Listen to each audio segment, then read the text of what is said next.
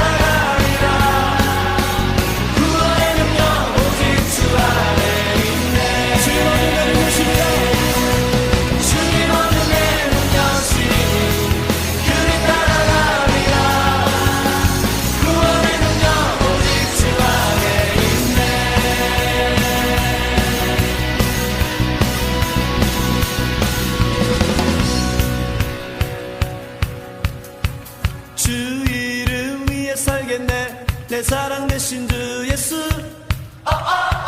찬양 또 나의 모든 것 Take it all Take it all 주 이름 위에 살겠네 내 사랑 되신 주 예수 찬양 또 나의 모든 것 Take it all Take it all 주 이름 위에 살겠네 내 사랑 되신 주 예수 찬양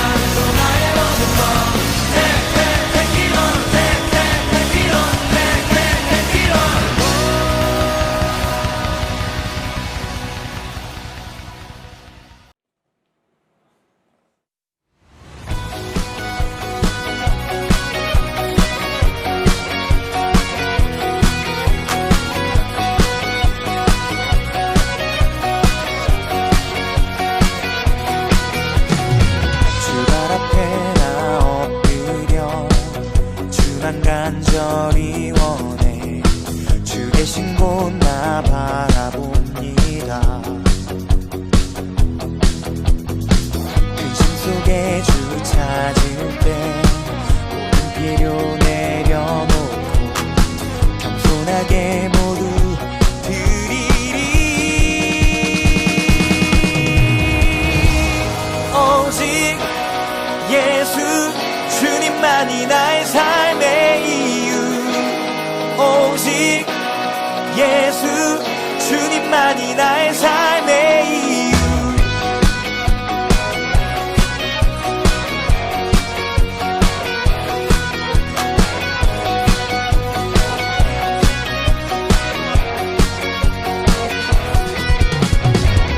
언제나 어디서나 크고 깊은 은혜로 주님 항상 내 안에 계시네.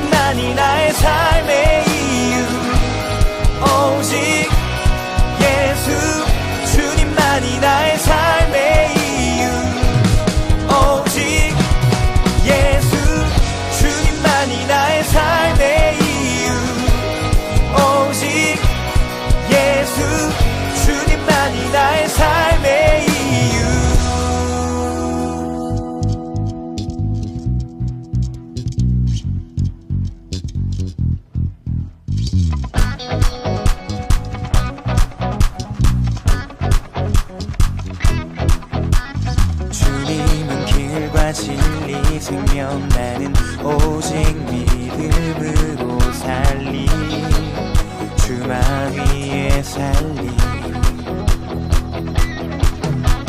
주님은 길과 진리 생명 나는 오직 믿음으로 살리 주만 위에 살리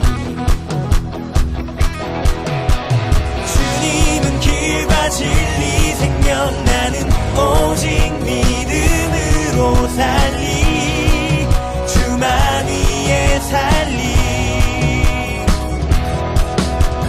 주님은 길과 진리 생명 나는 오직 믿음으로 살리 주만 위에 살리 오직 예수 주님만이 나의 삶의 이유 오직 예수 주님만이 나의 삶의 이유 오직 예수 주님만이 나의 삶의 이유 오직 예수 주님만이 나의 삶의 이유 오직 예수 주님만이 나의 삶의 이유 오직 예수 주님만이 나의 삶의 이유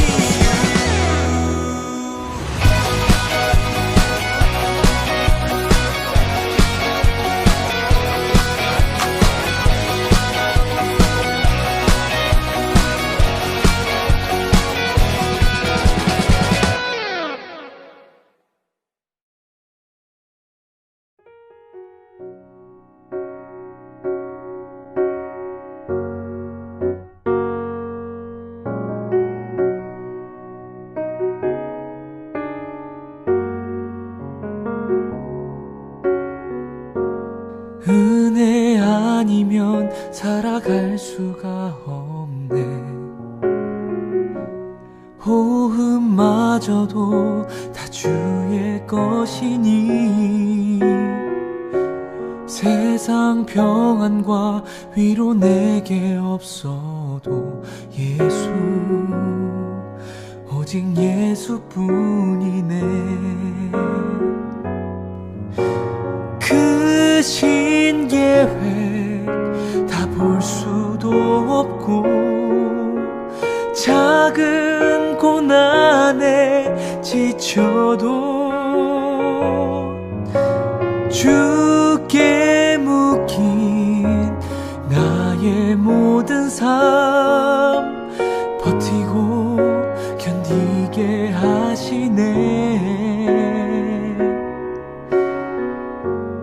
은혜 아니면 살아갈 수가 없네 나의 모든 것 다 주께 맡기니 참된 평안과 위로 내게 주신 주 예수 오직 예수뿐이네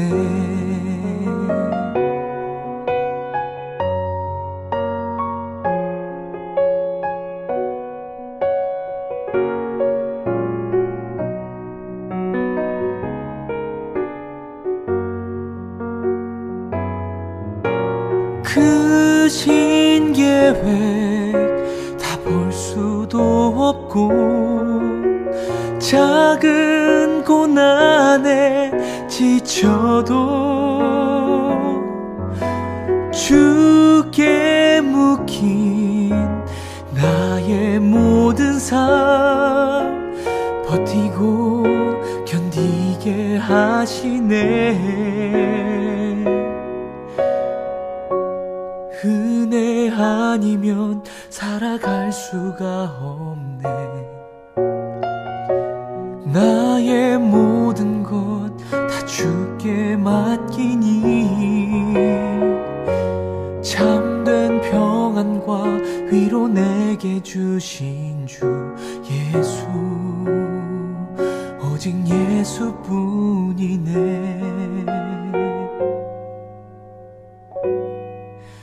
오직 오직 예수뿐이네.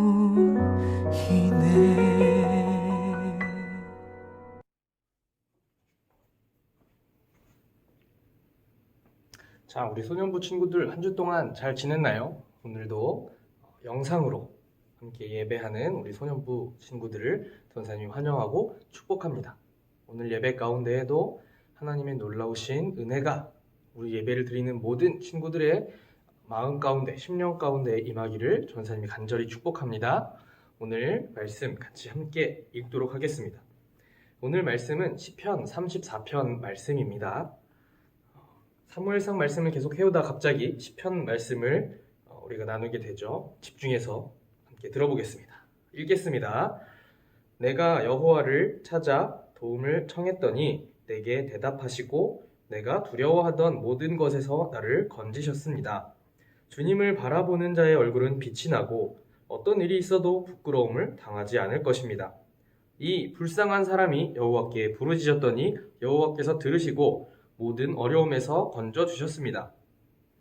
여호와의 천사들은 주님을 높이는 사람들 둘레에 진을 치고 그들을 구원하십니다.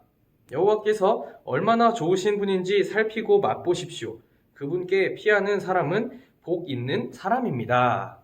아멘. 오늘은 전사님이 말씀을 아주 짧고 굵게 전하려고 해요. 말씀이 길어봤자 여러분들이 잘 집중하지 않는다는 걸 전사님이 잘 알고 있기 때문입니다. 그나저나 우리가 여태까지 계속 사무엘상 말씀으로 예배를 드려왔어요.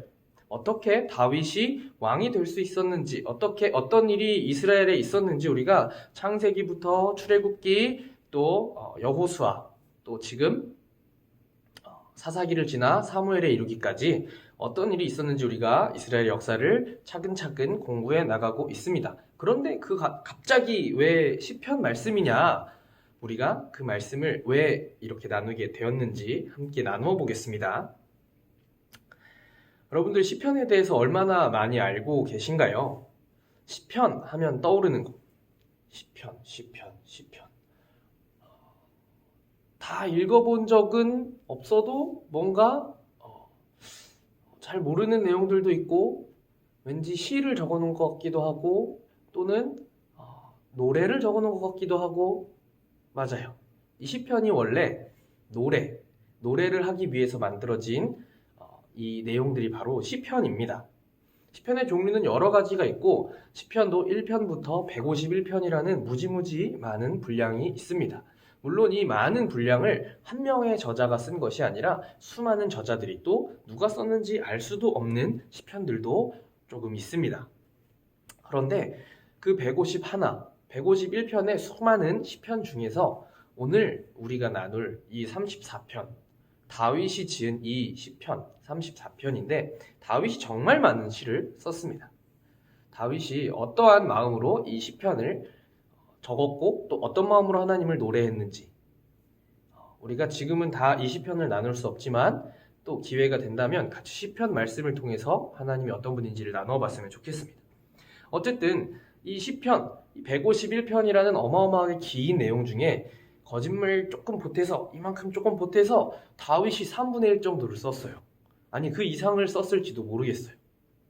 어쨌든 이렇게 많은 부분을 다윗이 혼자서 감당을 해냈습니다. 오늘 특별히 이 34편에서는 어떤 내용을 이야기하고 있는지 같이 나누어 보겠습니다. 내가 여호와를 찾아 도움을 청했더니 라고 이야기해요. 뭔가 다윗에게 어려운 일이 당한 것 같아요. 그런데 34편 4절에 내가 두려워하던 모든 것에서 나를 건지셨습니다 라고 다윗이 고백하고 있습니다. 주님을 바라보는 자의 얼굴은 빛이 나고 어떤 일이 있어도 부끄러움을 당하지 않을 것입니다. 뭔가 다윗이 부끄러운 일을 당할 뻔했던 것 같아요. 이 불쌍한 사람이 여호와께 부르짖었더니 여호와께서 들으시고 모든 어려움에서 건져주셨습니다. 하나님께서 다윗을 어려움에서 건져주셨다는 것을 우리가 알 수 있습니다. 여호와의 천사들은 주님을 높이는 사람들 둘레에 진을 치고 그들을 구원하십니다. 여호와께서 얼마나 좋은 분인지 살피고 맛보십시오. 그분께 피하는 사람은 복 있는 사람입니다. 라고 다윗이 하나님을 찬양하는 시편이 바로 오늘 본문의 말씀입니다. 다윗이 이런 고백을 하기까지 어떤 일이 있었는지 전사님이 간단하게 설명을 해주도록 하겠습니다. 우리 지난주에 어떤 말씀을 했는지 기억이 나나요? 우리 지난주 찾았다라는 제목으로 같이 나누었습니다. 어떤 내용이었죠? 다윗을 찾기 위해서 사울이 사람을 보냅니다. 왜 찾아요? 다윗을 죽이기 위해서. 전령들을 1명, 2명, 3명이나 보냈지만 이 전령들이 가서 다윗을 죽이는 게 아니라 이 라마나엿이라는 곳에 가서 그곳에서 같이 예언하고 하나님을 찬양하는 일을 했다는 거예요. 그래서 사울이 아니 내 전령들이 내가 내린 임무도 하나 제대로 수행하지 못하다니 하는 마음으로 직접 갑니다. 그리고 그곳에서 사울도 함께 예언하고 하나님을 찬양합니다. 이 일이 있고 나서의 일이에요. 다윗이 이제 또 두려워지기 시작했어요. 아, 사울이 또 내가 있는 곳까지 찾아왔구나. 내가 있는 곳을 알아냈구나. 두려워진 다윗이 다시 도망을 치기 시작합니다. 사울을 피해서 도망을 하기 시작해요. 맨 처음에 어디로 갔을까요? 다윗의 가장 친한 친구였던 요나단에게 갑니다. 그런데 요나단이 누구라고 했죠? 맞아요. 이 사울 왕의 아들이에요. 사울 왕의 아들. 결국 이 요나단에게 피한 다윗은 그곳에서도 온전한 쉼을 또 온전한 안전을 보장받지 못하고 다시 도망을 갑니다. 그래서 어디로 갈까요? 이때 이스라엘의 제사장이었던 아히멜렉에게 갑니다. 이 아히멜렉에게로 찾아간 다윗, 그곳에서 허기만 채웁니다. 그곳에서도 온전한 안식을 온전하게 안전하다라는 것을 다윗이 느끼지 못하고 다시 도망을 갑니다. 그런데 이 다윗이 어디로 도망을 가요? 이 사무엘상에서는 가드왕 아기스라고 기록하고 있습니다. 가드왕 아기스에게로 도망을 갑니다. 그곳에서도 다윗은 죽음을 면하기 위해서 미친 척을 하게 됩니다. 그리고 나서 오늘 이 시편 34편이 그리고 나서 쓴 시가 바로 이 시편 34편이에요. 다윗의 고백이 바로 그 다음에 나오는 것입니다. 다윗은 사울을 피해서 자신을 죽이기 위해 쫓아온 그 사울을 피하기 위해서 요나단에게 찾아갑니다. 정말 친한 친구였고 서로 우정과 또 사랑이 다른 어떤 사람들보다 가장 깊었던 그 요나단에게로 가지만 다윗은 다시 도망을 칠 수밖에 없는 상황이 됩니다. 사울 왕이 자꾸만 자신을 죽이려고 했기 때문이죠. 그래서 이 요나단의 도움을 받아서 무사히 도망을 칩니다. 그리고 나서 간 곳이 이 제사장 아히멜렉입니다.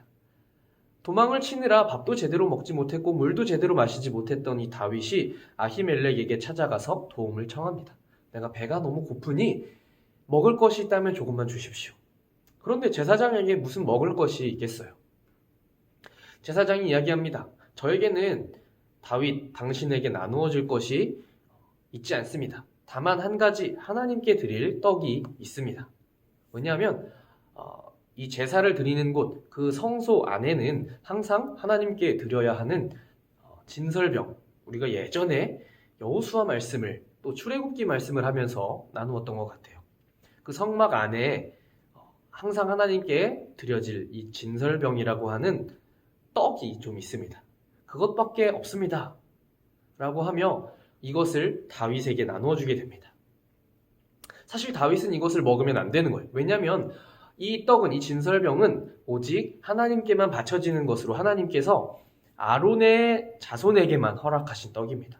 아론의 자손이 누구예요? 맞아요. 바로 오늘 이 아히멜렉과 같은 제사장 집안이, 제사장들만 먹을 수 있는, 하나님께 바치고 나서 먹을 수 있는 떡이 바로 이 진설병이었던 것입니다. 그러나 다윗은 이 율법을 어기고 진설병을 먹게 됩니다.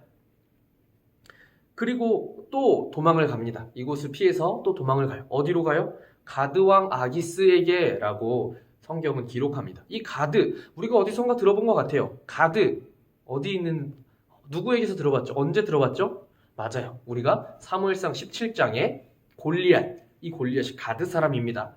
가드, 즉 블레셋 땅으로 다윗이 도망을 갔다라는 거예요. 블레셋 왕 아기스에게 찾아갑니다. 이 다윗을 알아본 신하들이 있었어요. 왜요? 골리앗을 때려 눕혔기 때문에. 골리앗을 때려눕히고 나서 이 다윗은 어쩌면 이 블레셋 안에서 굉장한 원수처럼 여겨졌을 겁니다. 이 블레셋 사람들의 시선에 눈에 띈 다윗이 왕 앞에 찾아가서 어떻게 해요? 침을 질질 흘립니다. 침을 질질 흘려요. 그러자 이 아기스 왕이 이 다윗을 잡아왔습니다라고 하는 신하들을 향해서 야, 이 나라에 저 정신병자가 미친 자가 없어서 다윗까지 데리고 왔냐라고 합니다. 그렇게 다윗이 죽음을 모면하게 됩니다. 그렇게 쓴 시가 바로 이 34편이라는 거예요. 이 다윗의 모습을 통해서 우리가 오늘 말씀을 더 나누어 보기 원합니다. 다윗은 사울을 피해서 자신을 공격하는 이 죽음의 위협으로부터 계속 도망을 다닙니다. 도망을 다니면서 점점 다윗은 지쳐갑니다. 몸도 마음도 영혼도 점점 약해져 가는 거예요. 그러다 보니까 어떻게 돼요? 제사장만 먹도록 되어 있는 그 율법 속에 있는 율법의 떡을 다윗이 주십시오. 그거라도 주십시오. 그거라도 내가 먹어야 살겠습니다. 라고 하면서 하나님의 율법까지도 어기게 된다라는 거예요. 그리고 어떻게 해요? 이 제사장에게 요청합니다. 자신이 너무 불안하니까 제사장, 이곳에 내가 들만한 무기가 있어? 라고 물어봐요. 과연 이 제사장이 무기를 가지고 있었을까요? 없죠. 그러면서 제사장이 이야기합니다. 우리에게는 무기도 없습니다. 다만 당신이 쓰러뜨렸던 저 골리앗의 칼만 있을 뿐입니다.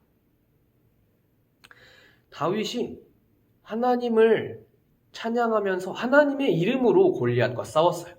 큰 무기도 멋진 갑옷도 단단한 방패도 아닌 오직 물맷돌, 하나님이 나와 함께 하신다라는 그 믿음을 가지고 싸웠던 이 다윗이 이제는 그 마음이 또 몸이 영혼이 약해져서 하나님의 율법도 거스르고 하나님의 이름으로 싸웠던 것이 아닌 이제는 세상의 무기, 골리앗이 들고 있었던 큰 무기를 찾게 된다는 거예요. 그만큼 이 다윗이 약해지고 또 영혼도 많이 연약해졌다라는 것입니다. 우리가 이 다윗의 상태를 볼 수가 있어요. 그리고 나서 어떻게 해요? 그 칼을 가지고 어디로 가요? 가드, 골리앗의 땅, 골리앗이 살던 그 땅으로 갑니다. 이제 점점 분별력도 사라지는 것 같아요. 그리고 그곳에서 목숨을 연명하기 위해서, 목숨을 부지하기 위해서 자신의 원수와 같은 이 블레셋 땅에 가서 침을 질질 흘리면서 수염에 다 묻히고 막 머리를 베베 꼬고 창문 문 벽을 막 긁으면서 미친 척을 한다는 거예요. 그런데 그렇게까지 이 비굴한 모습, 비참한 모습을 보이면서까지 목숨을 구걸하고 또 그곳에서 목숨을 구하게 되자 다윗의 반응은 바로 시편, 하나님을 찬양하는 시를 지었다라는 것입니다. 다윗은 몸도 마음도 영혼도 완전히 지쳐있는 상태였어요. 그런데 이 다윗이 했던 고백이 아무것도 이제 남아있지 않은 그 상황에서 다윗이 했던 고백이 바로 시편 34편이라는 겁니다. 여호와께 피하는 자는 복이 있다. 여호와께로 피하는 자는 복이 있다라는 거예요. 말씀을 마무리하려고 합니다. 오늘 우리가 읽은 이 34편 8절 말씀에 그분께 피하는 사람은 복 있는 사람입니다. 라고 다윗이 고백합니다. 이 8절뿐만 아니라 이 시편 34편의 맨 마지막 절에도 다윗은 동일하게 고백합니다. 여호와께 피하는 자가 복이 있는 자입니다. 여호와께 피하는 사람이 복이 있는 사람입니다. 라고 다윗은 고백한다는 거예요. 그런데 이 복이 있는 사람에 대한 말씀은 시편 맨 앞편 1편에 나와요. 복 있는 사람이 어떤 사람이에요? 복 있는 사람은 전사님이 읽어주겠습니다. 시편 1편입니다. 시편 1편. 시편 1편.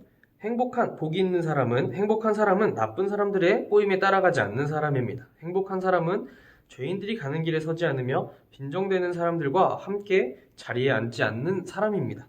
2절. 그들은 여호와의 가르침을 즐거워하고 밤낮으로 그 가르침을 깊이 생각합니다. 어떤 사람이래요?